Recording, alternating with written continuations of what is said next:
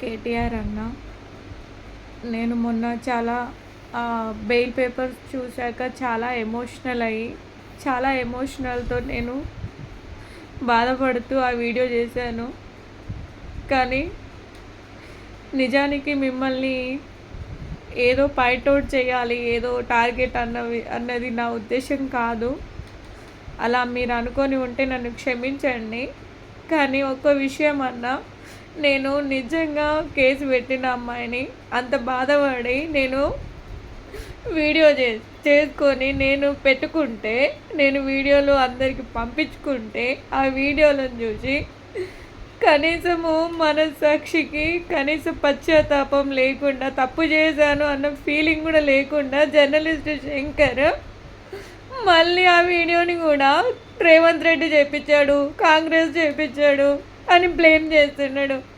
అన్న, నేను ఇందుకోసమే నేను మీ పేరు తీసుకున్నది, అంతేగాని మిమ్మల్ని ఏదో తప్పుడుగా క్రియేట్ చేయాలని అలాంటి ఉద్దేశం నాకు లేదు.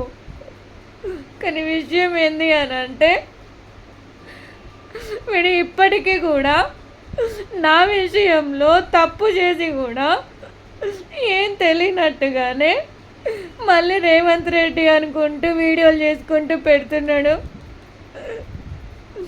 ఇప్పుడు చెప్పండి అన్న, నా ఆవేదనలో న్యాయం ఉందా లేదా అనేది.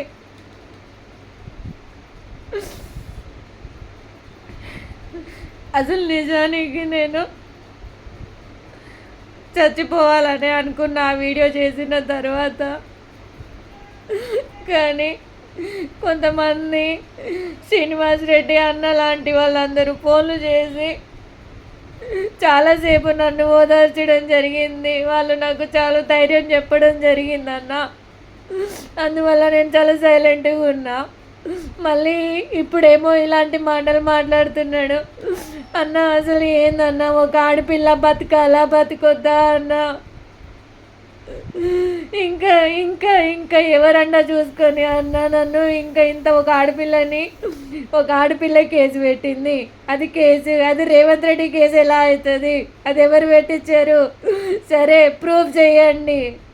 కేసు పెట్టింది నేను, బాధపడింది నేను, నరకం అనుభవించింది నేను, అనుభవిస్తున్నది కూడా నేనే కదా అన్న.